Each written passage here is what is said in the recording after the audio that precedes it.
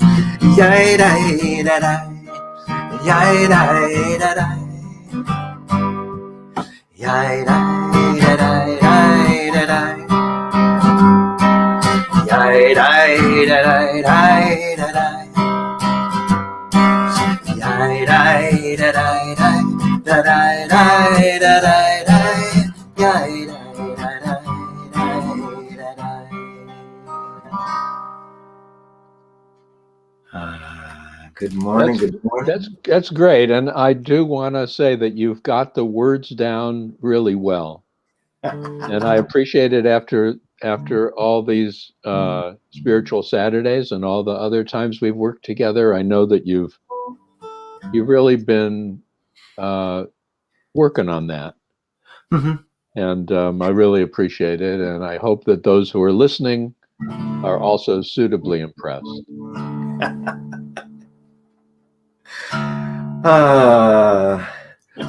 Well, here's one that's we'll start off with, or move into another song. This song is called Grace, and it's a song that's written by a friend of mine, Jonathan Kingham, and he's in Nashville, Tennessee, and he was playing for a church service one Sunday, and the night before, his friend, the minister, said, "Could you write something about King David?" So in one evening, he pulled this song together, and I just love it, because it's, though it may tell parts of the story of King David, I think it tells stories of all of us at different times in our lives. This is called Grace.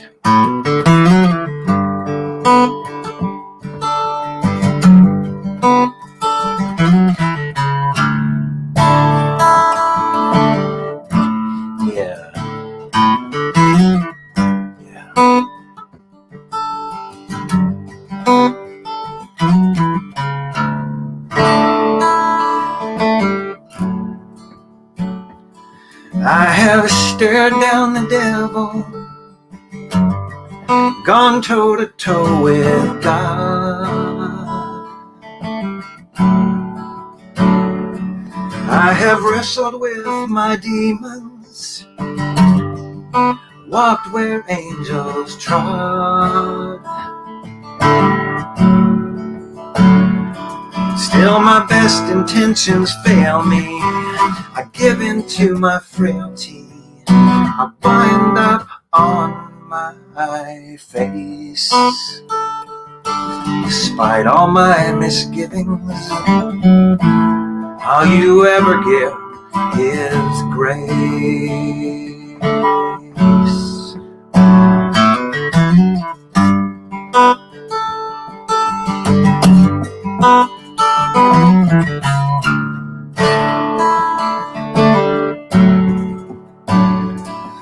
I'm the fool who never gets it. Second chance is just a start. Though I know that I'll regret it, I've got a hopeless heart. Still my best intentions fail me. I give in to my frailty. I wind up on my face. Despite all my misgivings, all you ever give is grace.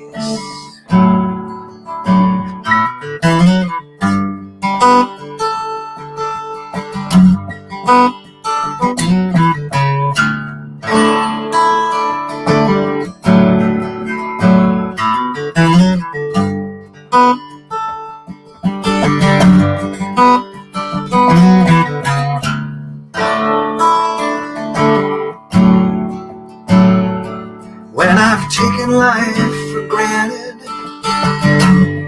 seems I don't deserve to live.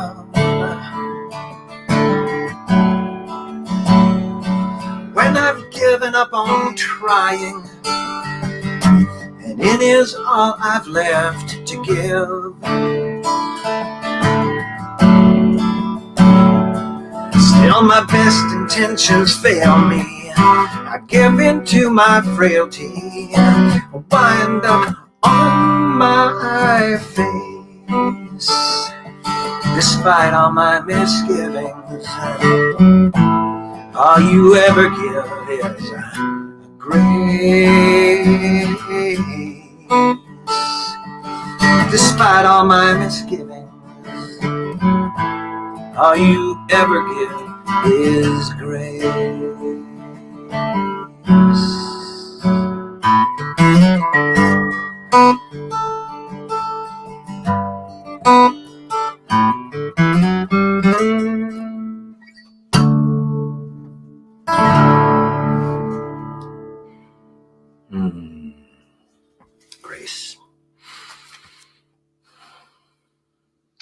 It's really beautiful, and I really appreciate that, Steve. Um, it's a remarkable story too, that your friend in Nashville came up with that the evening before it was to be presented.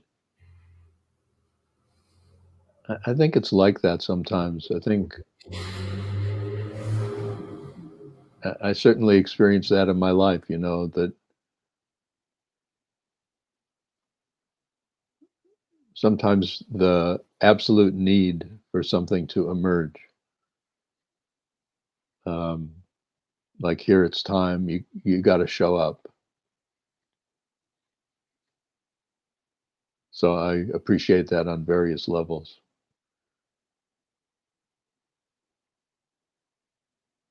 I like still my best intentions fail me.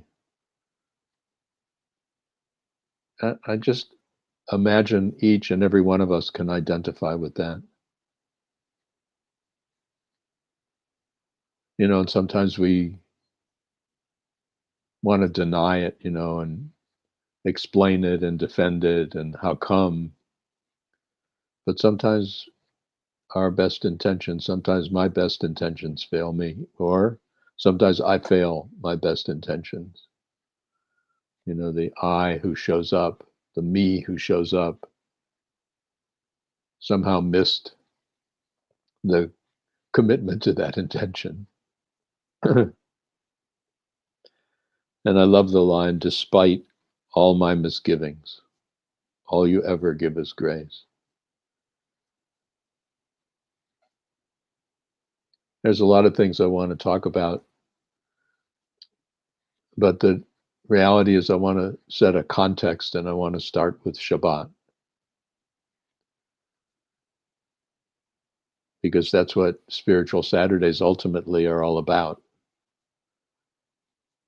And while it's true that Shabbat, the Sabbath, begins Friday evening and extends till darkness on Saturday evening, that's really the time when an energy called Shabbat is right to be celebrated, to be remembered, to be focused. But the reality is that the energy called Shabbat is always. Shabbat is actually not locked into a time and a place. Shabbat is a consciousness. Shabbat is a fullness and an allness. Shabbat is a remembering of something deeper and something more important. Shabbat is a release from the details into the essentials, a release from all the separateness into the wholeness, all the separateness of our own beings into the wholeness of our being, all the separateness that we perceive around us into the awareness of absolute interconnectedness of all being. So I invite us to remember that which is always present. It's called Shabbat, in the ancient myth metaphor of creation. 6 days, absolute unlimited consciousness, absolute unlimited awareness, absolute unlimited being. It's perceived, is experienced as creating it all. Everything unfolds in consciousness. Everything unfolds out of consciousness. Everything unfolds with consciousness. There's nothing that exists that is not held in consciousness. And at the end of the 6 days, on the 7th day, that consciousness rested. It always amuses me, this notion that some anthropomorphized vision of God resting after the work of creation.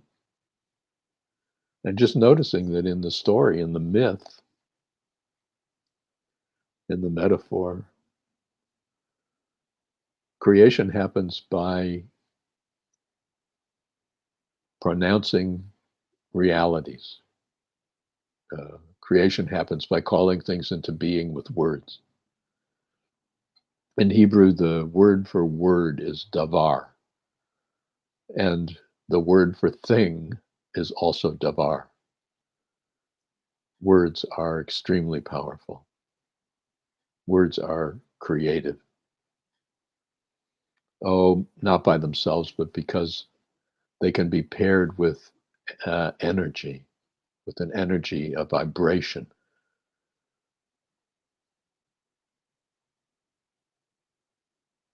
So I don't think even using an anthropomorphized image, I don't think some God had to rest after proclaiming creation, after announcing creation, after bringing words into being. I think Shabbat actually didn't mean rest. I think Shabbat meant indwelling. And I think the attempt was to express an absolute experience, willingness, blessing of creation, an energy of such yesness and such nowness that one can celebrate all that is, just as it is.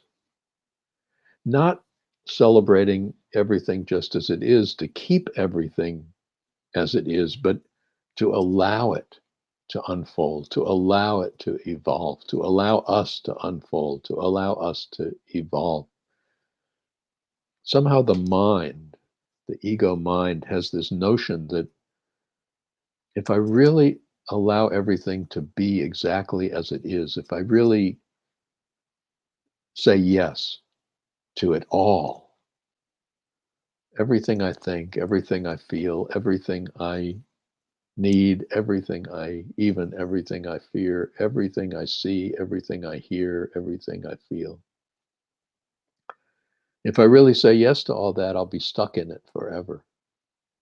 And it's just so strange that reality works exactly the opposite way. It's our resistance that keeps us stuck.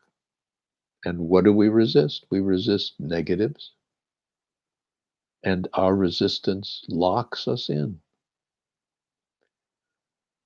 The image of Shabbat offers us the opportunity to celebrate creation so that evolution can take place.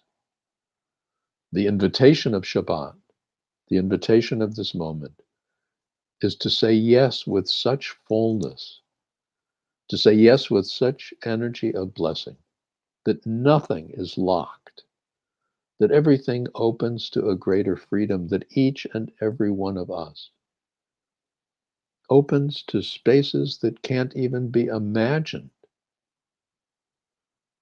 because of the ways we have resisted, because of the ways we have defined, because of the ways we have limited. So I invite you to this moment of yesness. I invite you to this moment of blessing. I invite you, whatever the feelings, whatever the thoughts, whatever the anguish, whatever the joys, whatever the almosts and the maybes and the not yets, and whatever the allness and the fullness, whatever, to just say, okay, in this moment, everything is as it is.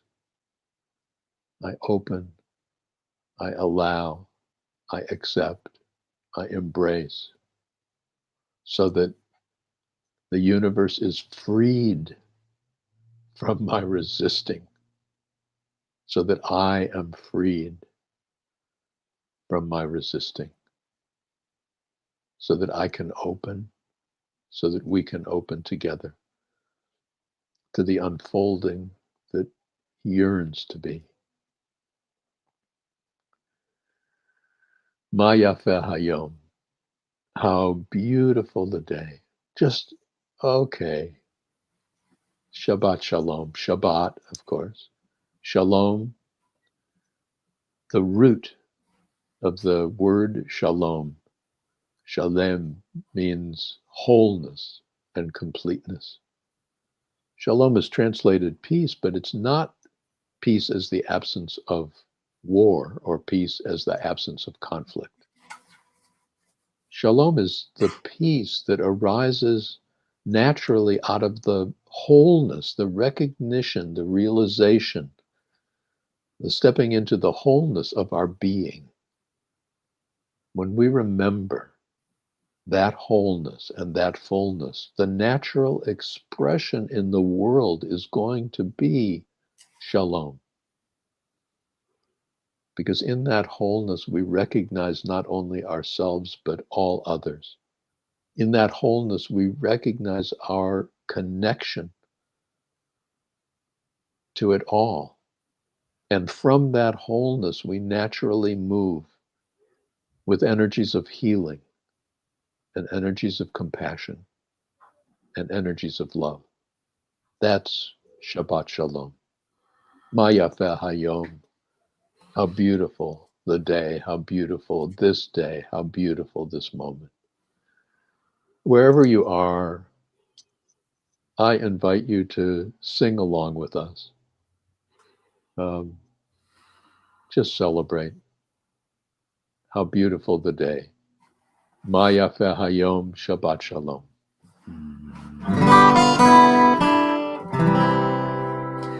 Ma yafe hayom, Shabbat Shalom.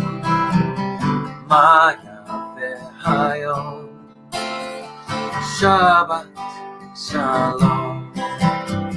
Shabbat, Shabbat Shalom. Shabbat, Shabbat Shalom. Shabbat, Shabbat Shalom. Shabbat Shalom. How beautiful the day. Shabbat Shalom. How beautiful the day. Shabbat Shalom. Shabbat, Shabbat Shalom. Shabbat, Shabbat Shalom. Shabbat, Shabbat Shalom. Shabbat Shalom. Ma yafe hayom. Shabbat Shalom.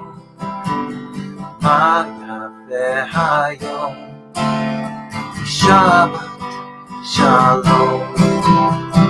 Shabbat, Shabbat Shalom. Shabbat, Shabbat Shalom. Shabbat, Shabbat Shalom. Shabbat Shalom. How beautiful the day. Shabbat Shalom. How beautiful the day. Shabbat Shalom.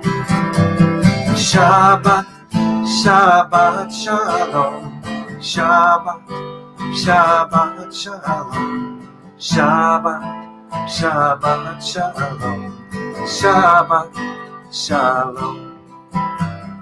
Ma yafe hayom. Shabbat Shalom. Ma yafe hayom. Shabbat Shalom.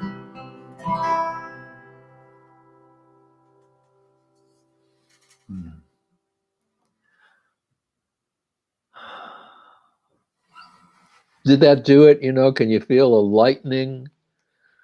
Just illumination, a relief. The Shabbat consciousness is such a relief. Such a relief. And when I was thinking about what I wanted to focus on this spiritual Saturday, I realized I was in need of that energy of relief. I was in need of that energy of release. We're 1 week away from Passover in the Hebrew tradition. And we're 2 weeks away from Easter in the Christian tradition. And both observances, both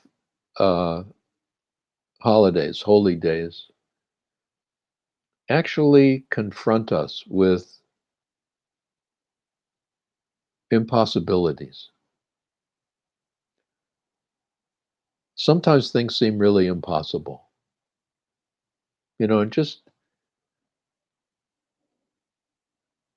dealing not only with the energies of the pandemic after a year,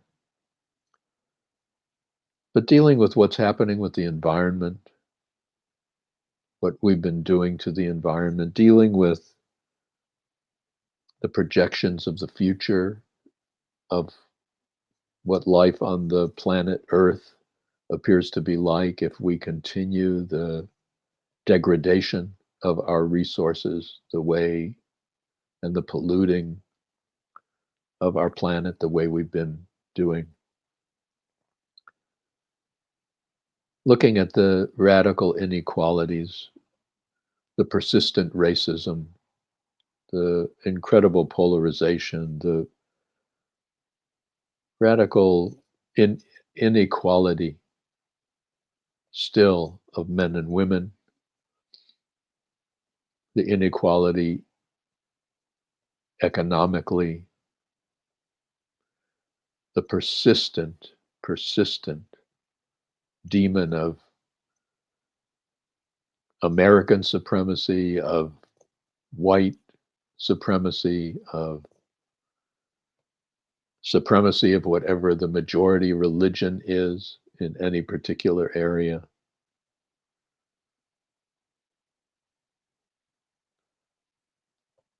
Sometimes it seems impossible.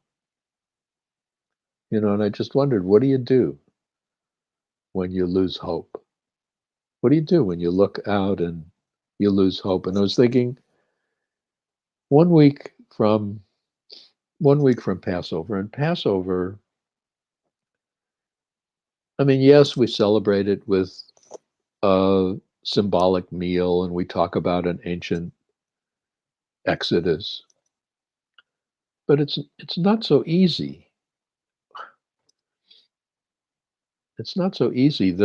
Um, the image I grew up with was that when Passover came, um, all of us, all the Hebrew people in Egypt who had been enslaved, we'd been there for over 400 years. The past 200 years, we became increasingly enslaved.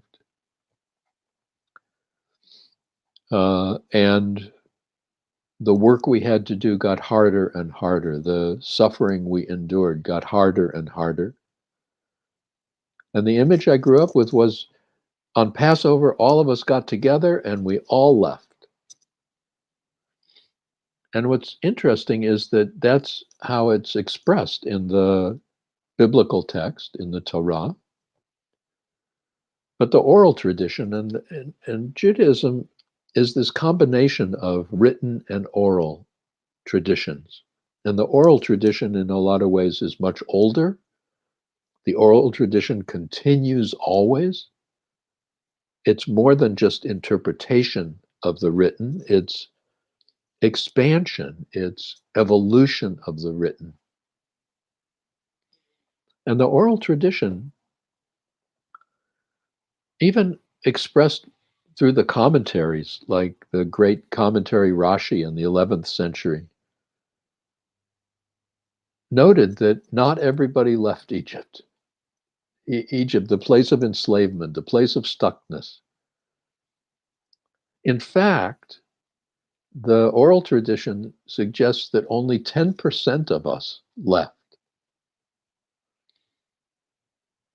And there's something very real about that, because it's really not easy to leave. I don't care how challenging our situation. There's something about the consciousness that we normally live with that seeks predictability. It's really an ego need. At a workshop last week on spiritual courage, a workshop in a series of a spiral of personal and spiritual transformation that I'm privileged to co-teach with Tova Zev. I shared an old story that a professor of mine shared many years ago. He said, what life is like is we come into a mansion, and the mansion has many halls, and each hall has many, many rooms, and we don't know the rooms are not labeled. So we don't know what's behind any door, but we know we have to enter one of the doors. We got to open the door. So finally we decide to open a door, and somebody throws a pie in our face. And he said, what do you think happens the next time you go into the mansion? And you're again confronted with all the doors, and none of the doors have any labels, and you don't know what's behind them. What door do you open? And of course, all of us immediately knew we'd open the door where you got the pie thrown in your face, because it wasn't so terrible. We knew what would happen. And who knows what would happen in any of the other doors.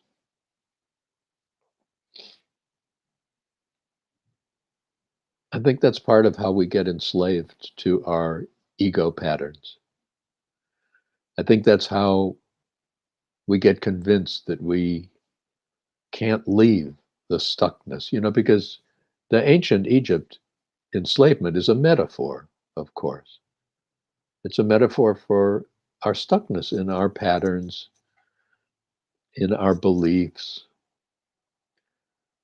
in our problems, in our limitations. And we think we'd like to let go of them. We think, oh, if we had an opportunity to step beyond them, we'd go.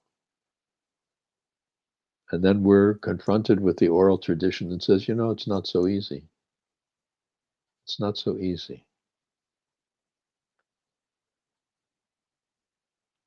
Because you just don't know what's going to happen. Will we survive? What will we be? What will life be? Can I risk something radically different? And I feel the same energy approaching Easter. Of course, Easter's not my celebration, but I am aware of what must have been the consciousness on Friday before Easter, when this amazing spiritual teacher meets a fate that thousands of other Jews had met already at the hands of Rome.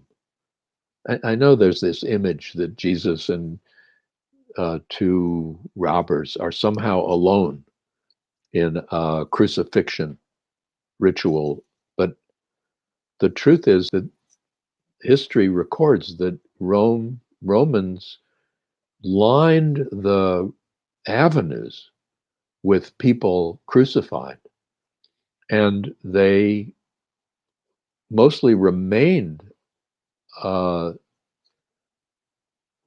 hanging as a lesson to an oppressed and occupied people about what would happen if they don't obey.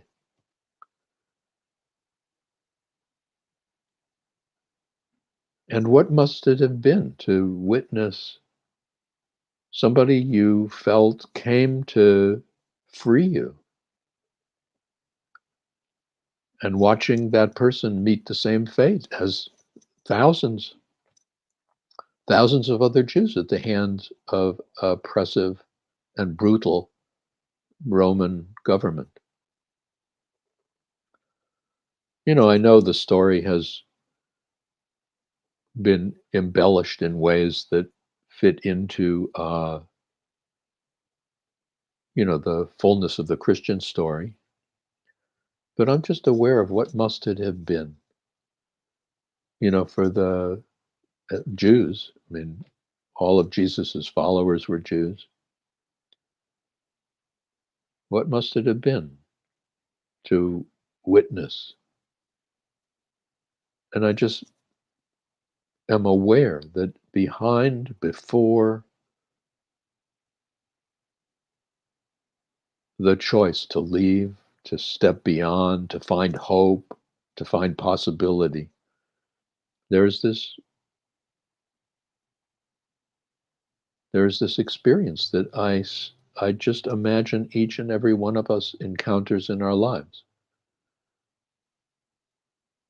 where it doesn't seem like there's possibilities, where everything seems really impossible. Now, of course,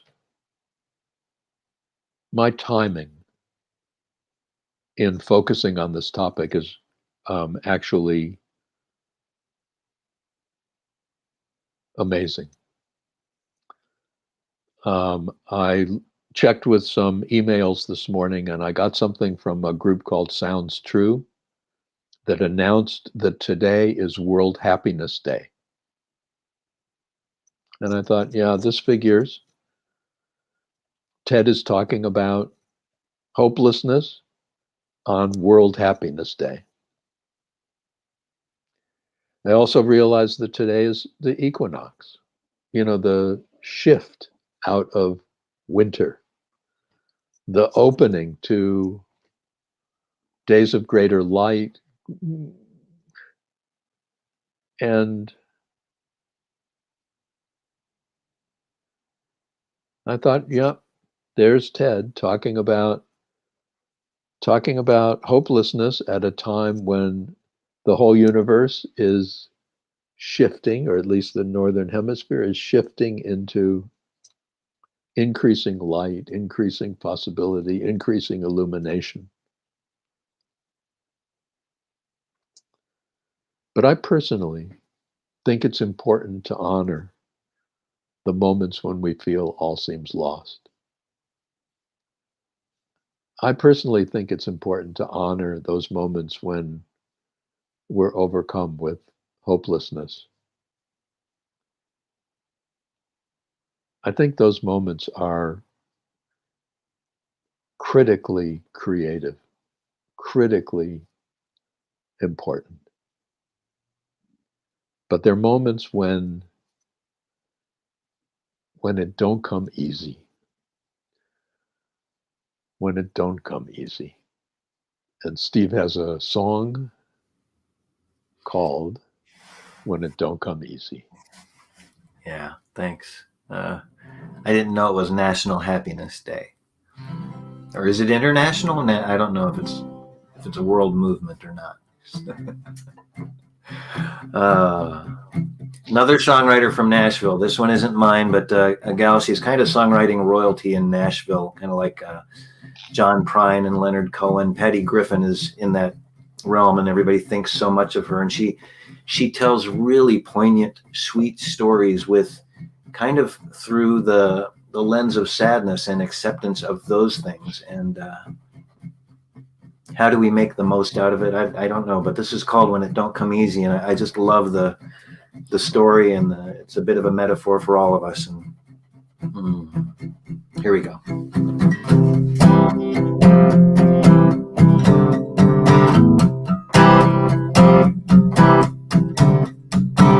Red lights are flashing on the highway. I wonder if we're gonna ever get home. I wonder if we're gonna ever get home tonight. Everywhere the water's getting rough, your best intentions may not be enough. I wonder if we're gonna ever get home tonight. But if you break down, I'll drive out and find you. If you forget my love, I'll try to remind you and stay by you. It don't come easy.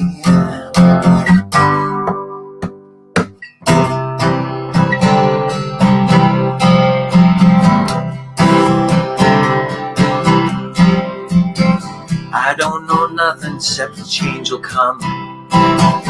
Year after year, what we do is undone. Time keeps moving from a crawl to a run. I wonder if we're gonna ever get home. You're out there walking down a highway, all of the signs got blown away. Sometimes you wonder if you're walking in the wrong direction. If you break down, I'll drive out and find you. If you forget my love, I'll try to remind you. I'll stay by you. But it don't come easy. It don't come easy. Oh. So many things that I had before, they don't matter to me now. Tonight I cry for the love that I've lost, the love I never found. When the last bird falls, the last siren sounds, someone will say what's been said before. It's love that we're looking for. If you break down, I'll drive out and find you. If you forget my love, I'll try to remind you. I'll stay by you. And it don't come easy. Don't come easy.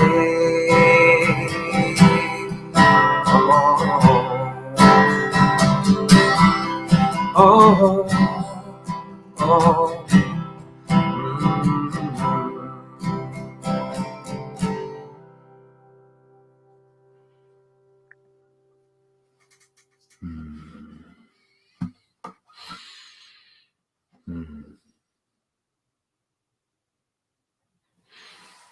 It's interesting. It don't come easy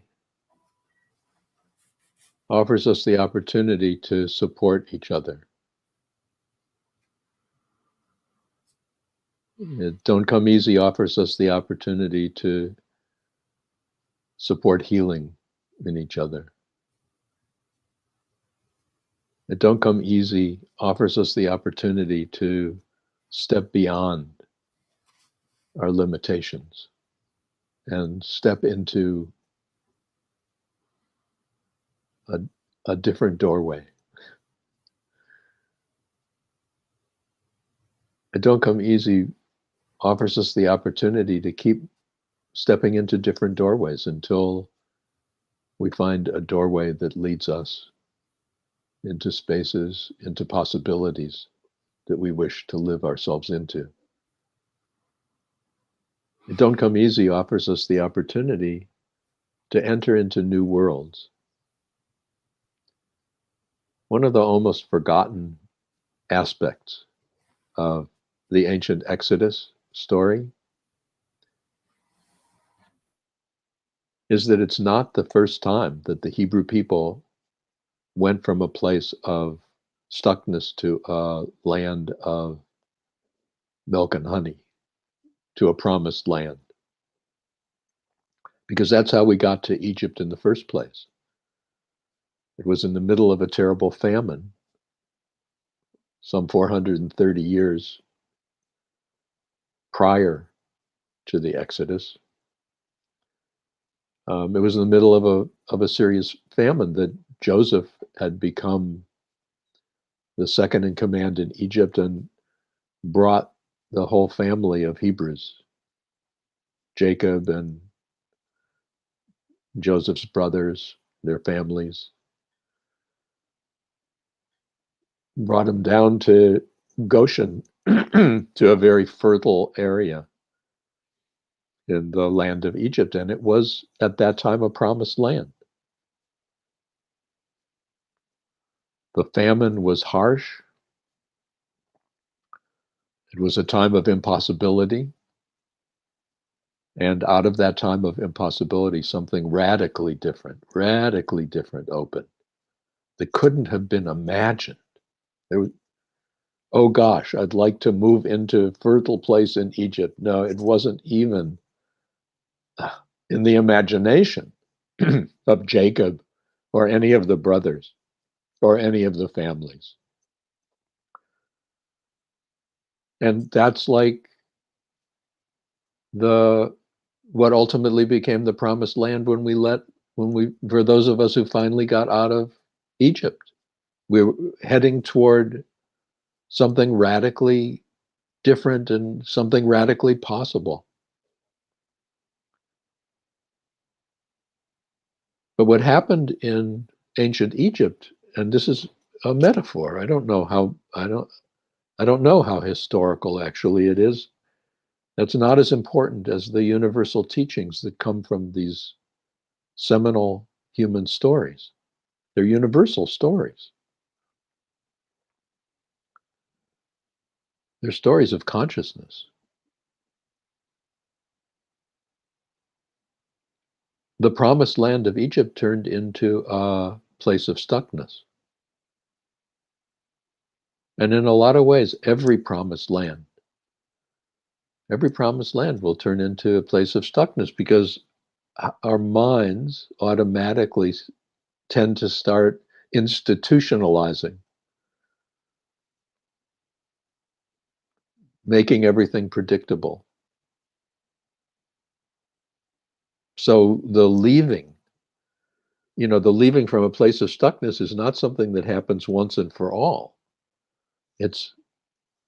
We celebrate it in the Jewish tradition once a year, and even other holidays during the year reflect this same. Every Shabbat, we are remembering the Exodus from Egypt.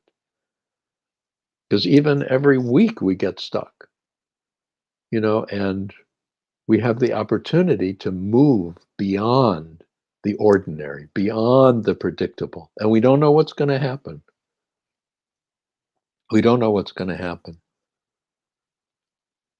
So the oral tradition, the story, the metaphor is we leave Egypt, however many of us left, however many of us found the spiritual courage to go, I'm leaving. Knowing that there could be members of our own family who are not going to leave. And just saying, no, I'm leaving. And you could just imagine them saying, well, what are you going? I don't know. What are you going to find? I don't know. But I'm moving into a place of possibility. I'm moving into a place of moreness. I'm moving into a place of unfolding the greater potential of my being. And shortly after we leave, we find ourselves at the shores of a sea, the Red Sea. And we have no way to cross. And in the meantime, Pharaoh is realizing his error in letting us go at all. And he sends his army and his chariots to come get us.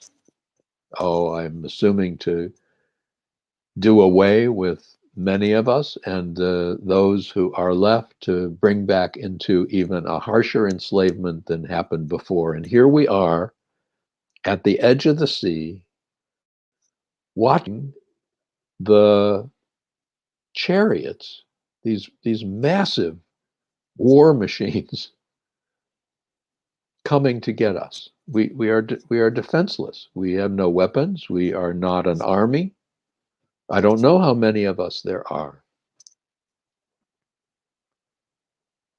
And you could just imagine we're pleading to Moses, save us, do something. And in the story, Moses is pleading to God, hey, do something, God. Do something. In the story, God turns to Moses and says, no, you do something. And in that Torah story, Moses extends his staff and the waters part for the people to walk through. But the oral tradition has what I think is one of the most precious images, important. And that is, the oral tradition says there is a man named Nachshon ben Aminadav. And I do need to say that we are heir to an incredibly patriarchal system, an incredibly patriarchal literature. So I actually don't know whether that Nachshon ben Aminadav was a man or a woman. Sometimes I think it would have had to be a woman. Sometimes I think it's the woman's consciousness that would have been able to step into an action that would be beyond male capacity. At any rate, the oral tradition says that there is one character, one person who in that moment started walking into the water, walking right into the water. And the oral tradition says it wasn't until the water reached that person's nose that the water parted. At that point, the waters parted, so the rest of us could walk through, however many of us there were. And after we got through, the chariots came, their wheels got caught in the muddy bottom of the Red Sea, and the waters came rushing down, and we were saved. I love that story, because in that moment, that character, man, woman, was standing in a community that had lost hope. You know, here we are, we've got the courage to finally leave. We don't know where we're going, and we find here it's the end already. We're crying to be saved. And the saving comes because one of us just went for it. One of us just opened to a possibility, not knowing what would happen. There's no indication that character, man or woman, walking into the water knew, well, when it gets up to my nose, the water's going to part. No,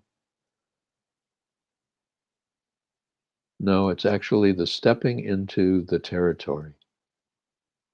It's the courage, spiritual courage, to let go of the limitations, to let go of the belief in limitations that allows the waters to part. And I don't care whether they're the waters of an ancient Red Sea, or whether they're the waters of climate degradation, or whether they're the waters of personal relationship challenges, or whether there's the waters of whatever the waters are that are confronting us, the waters of pandemic,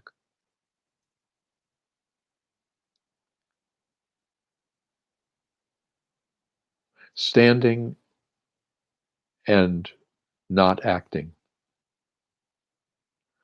standing and caught in our patterns, standing and caught in our limiting beliefs. It's like stopping the natural flow of creative possibilities. It's like stopping the flow of the unfolding of our human potential. If I were Christian, and I'm not, so what I'm about to say has very little relevance. But if I were, I would understand that the emergence, the recognition at a holiday called Easter was actually not a physical resurrection. Because a physical resurrection would mean, like Moses somehow taking care of everybody, or like God taking care of everybody at the sea, and not demanding that we take responsibility for our own journey. No, I would not see it as a physical resurrection. I would see it as a resurrection of consciousness. I would see it as a rebirth of possibility. I would see it as a recognition of actually the essential nature of what I believe Jewish Jesus came to teach. And that is, the kingdom of God is within you. The kingdom is within you. The kingdom is now. That is, everything I do, you can do. Everything I am, you are. That's a profound teaching. Standing at the edge of whatever sea, standing at the edge of whatever hopelessness. The choice to remember and the choice to act. Remembering something that was very important and remembering something that had been forgotten. Remembering something that is extraordinarily essential and remembering something that has gotten hidden underneath the veils, the walls of our fear, our distrust, our belief in limitations. Remembering something that has to do with the one we are. And the path to remembering the one we are is always the path of opening a door beyond our current limitations, our current beliefs, our current patterns. Whatever solidification of what once was a promised land, whatever institutionalization of a culture, of cultural expectations, of institutional expectations and demands that keep us limited.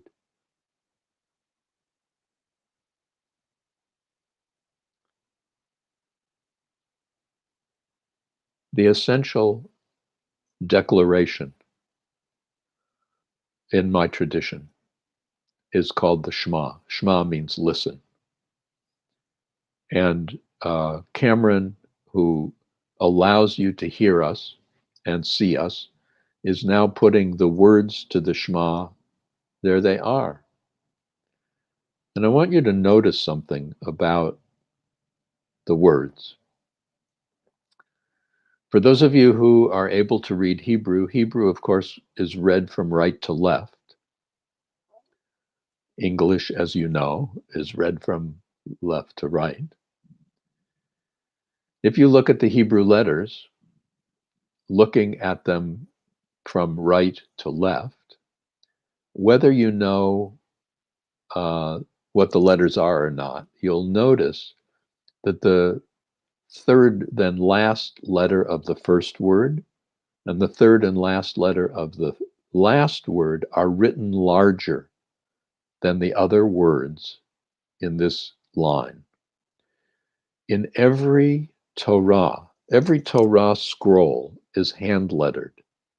It's been hand-lettered forever, since the late 6th century before the Common Era, since we returned from the Babylonian exile. And in every single Torah scroll, the last letter of the first word and the last letter of the last word of the line, the verse called the Shema, is written larger than the others. It's the only verse that's marked out in this way. I suppose it's the Torah's equivalent of bolding it, but it's more than just bolding. It's more than but just bolding, because the last letter of the first word is an ayin, and the last letter of the sixth word is a daled, and ayin and daled make a word, and the word is aid, and aid means witness. The Shema is the essential declaration of oneness. It says that the absolute unbounded, the absolute unlimited, expresses as everything. The absolute unlimited, the absolute boundless, the absolute unnameable awakens within each of us as that presence, that consciousness, that awareness that we are. The awareness of I am, the awareness that I am. The I am that is the essence of our being.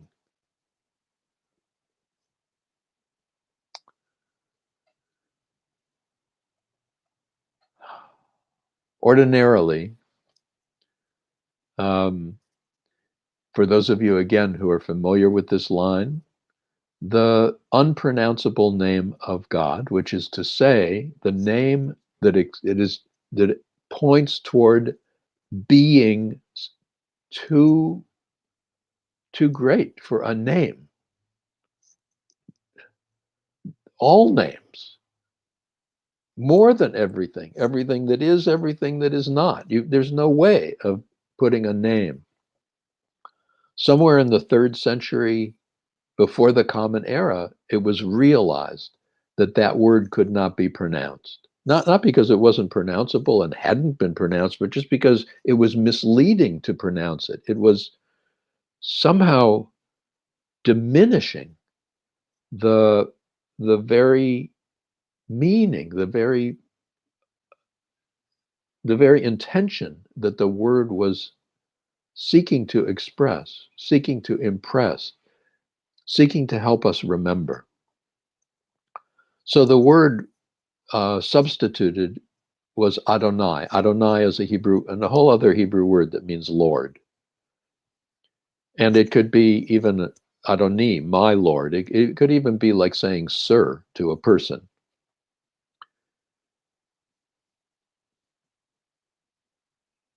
And it gets to a place where that is misleading. So even though I have been familiar with that, it's automatic, just for decades, it gets to a place where I recognize that that's really not helpful. That's where in translation, if you look at a translation of a Bible, you'll see the unpronounceable name, the letters Yod He Vav He, translated as Lord. Well, it doesn't mean Lord. The replacement word meant Lord, and it means, I mean, the best we could do as a translation might be eternal, unlimited, unbounded, but not Lord. So although we are not pronouncing the entire word, we are in fact given the first syllable. And the first syllable of the Yud He Vav He is Yah. So in our celebrations of Shabbat, which some of you may be accessing through the programs at the Anochi Institute that Tova and I do together, we've been chanting and sharing the Shema as Shema Yisrael, Yah Eloheinu, Yah Echad. And for those of you who have been to Spiritual Saturday lately, you know that you've probably heard this explanation before, and I just feel it is important enough to keep reminding myself that we are really celebrating the absolute unlimited presence that awakens within us and that expresses as everything that is and infinitely more, way beyond name, way beyond language. So I don't care how hopeless or how hopeful things appear. Well, I mean, I care, but however hopeless or however hopeful, this is what needs to be remembered. This is what needs to be remembered. There's something bigger going on. And we, the essence of our being, the essential nature of our being, we are that bigger going on. And when we step beyond, when we start walking right into the sea, whatever it is, when we open the doors, when we stop trying to get someone else to save us and open up to our own potential, open up to our own being, we transform not only our own lives, but we bring energies of possibility to everyone and to our world. So please join me in the chant of Shema.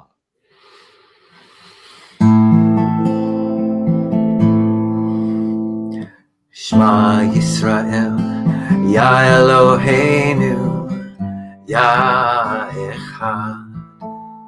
Shema Yisrael, Yah Eloheinu, Yah Echad. Shema Yisrael, Yah Eloheinu, Yah Echad.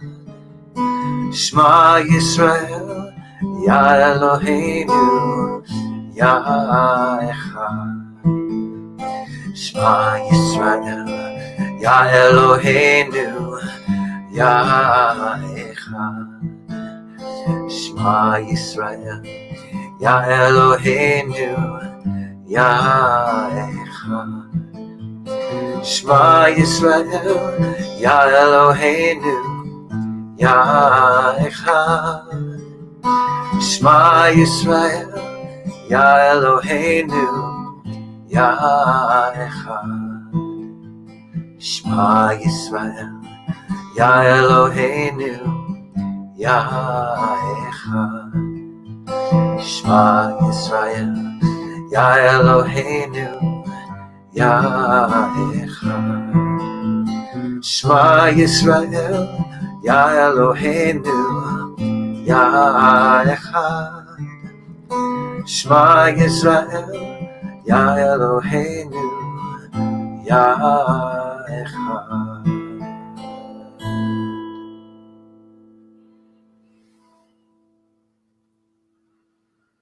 You know, which really brings us right full circle.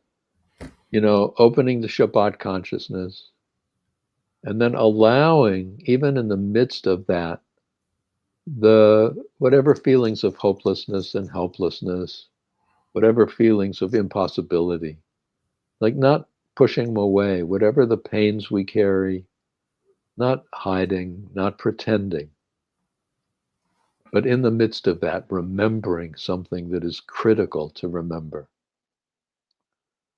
Remembering something about the very essential nature of our own being. Remembering that, in fact, that we need to remember to open doors that we've not yet opened, to walk into the waters that we have not yet transcended, to open to what is the unfolding, always the unfolding of our human potential, the unfolding of the infinite levels of our spiritual expansion. There is no limit. It's not like, oh, now I've got it. It's like a continual process of creation. Celebrating the creation that's been is Shabbat. The pure celebration opens us to the unfolding possibilities, the wonders that are about to be.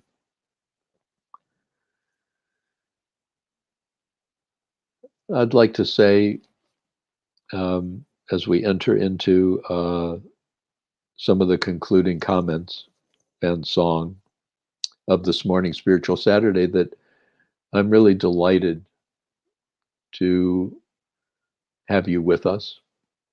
I see in the comments some wonderful friends, and it's just such a gift and such a privilege for me to be able to share this with you. I know,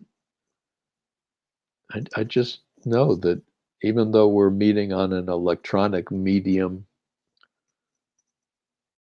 the connection that exists, the connection that we celebrate, transcends physical distance. We are not actually connected electronically. We are connected in an unlimited field of consciousness. We are connected in an unlimited field of being. We are connected, sharing the I am,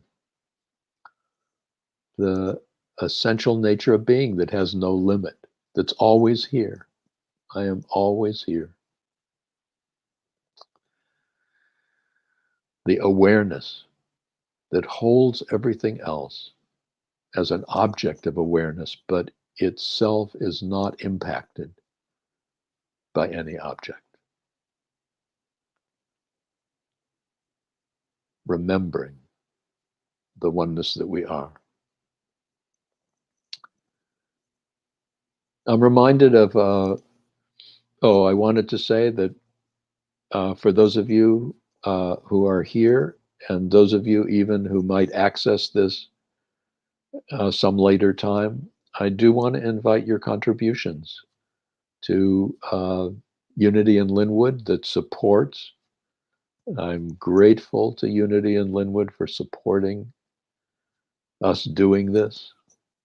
This once a month Spiritual Saturday means a great deal to me. I love doing it with Steve Mason. I'm so grateful, Steve. I love doing it with Cameron Sullivan, who is our just incredibly efficient, effective, and supportive audio, visual maven.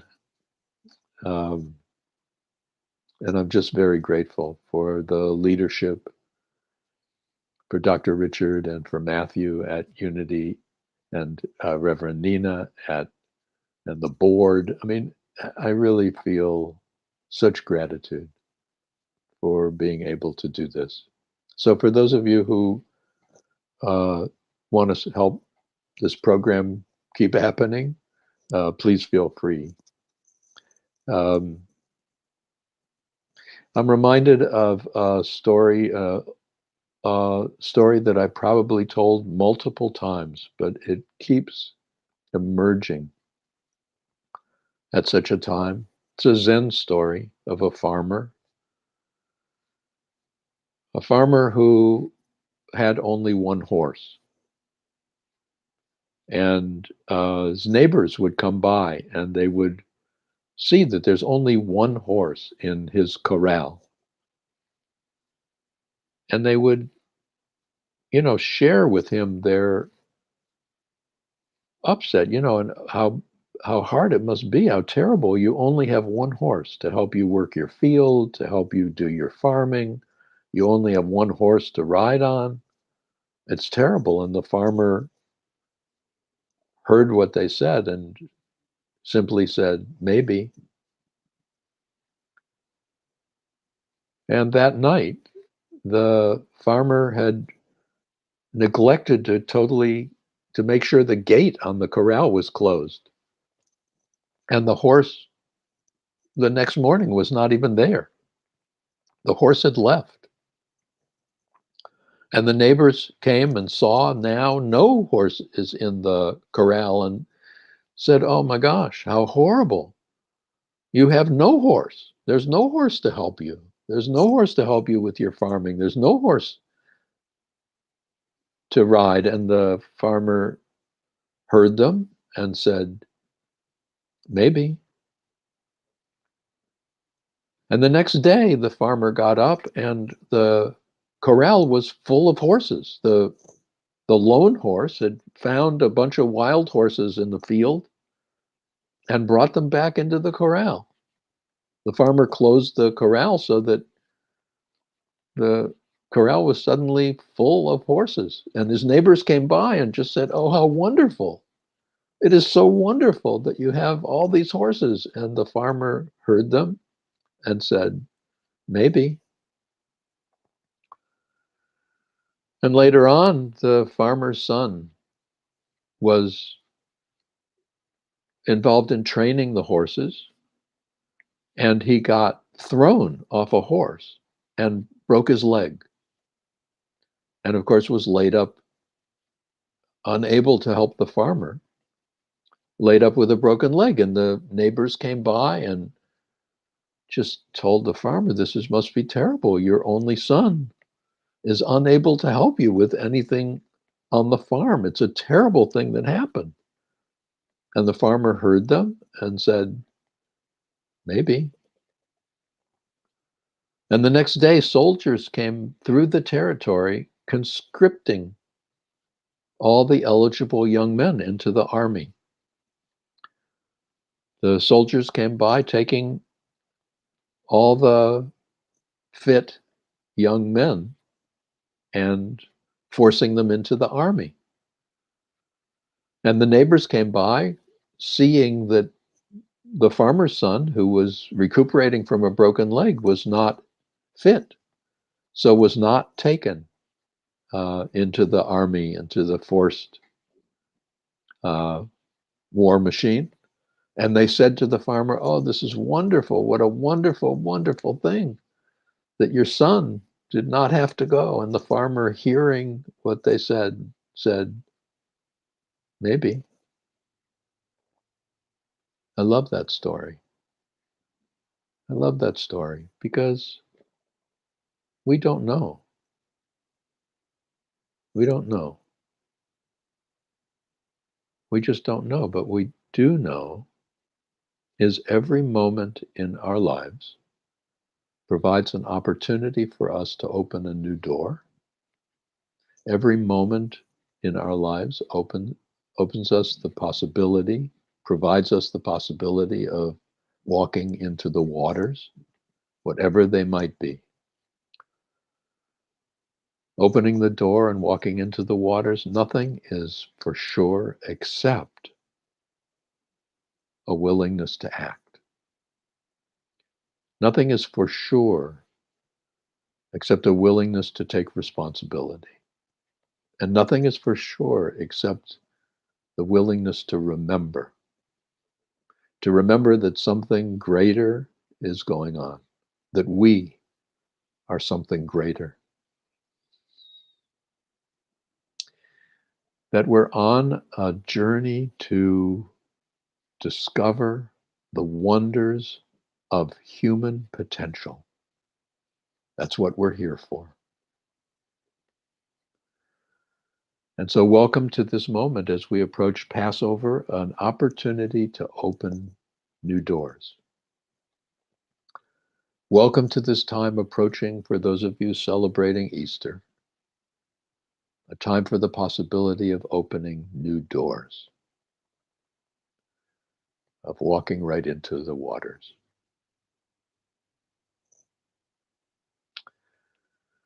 The song we share, and I invite you to share, is I Open My Heart to This Moment. Here we are, fully present, ready to move, ready to remember.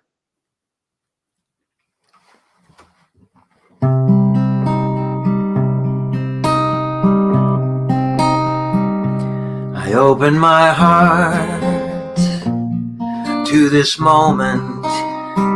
I open my heart to this time. I open my heart to this moment. I open my heart to this time. I open my heart to this moment.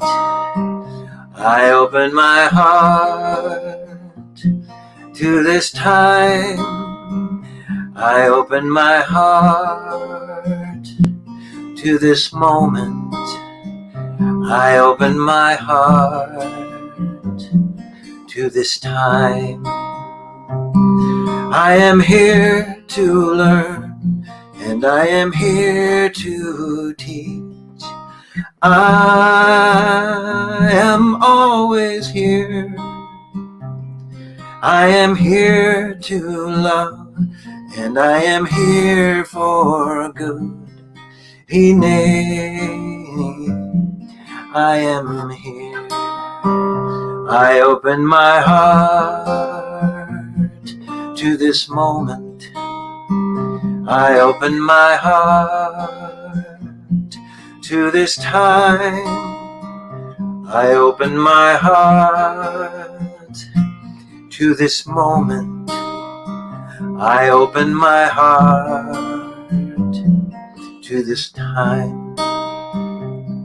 I am here to learn, and I am here to teach.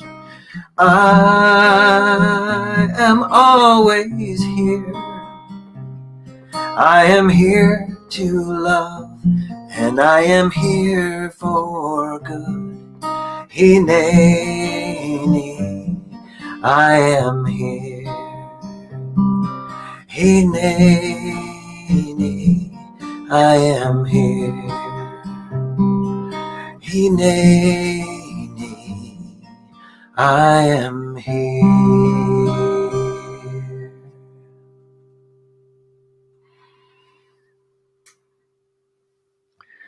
You know, Hineni,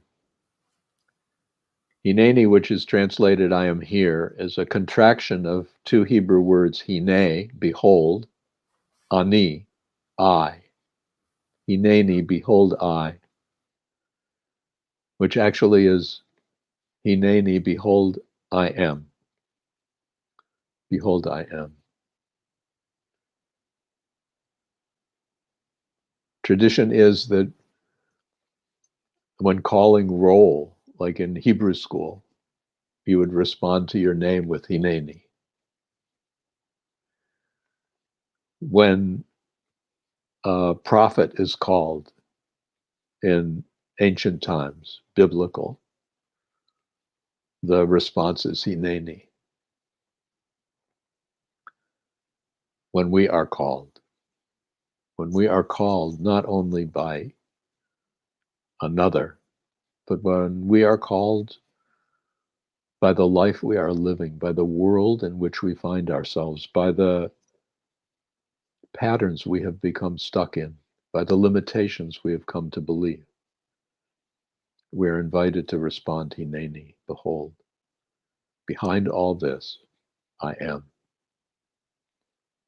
And I am unfolding, I am expanding, I am discovering, always, the greater fullness of my being and the greater fullness of all being. And I recognize this in you. I recognize this in each and every one.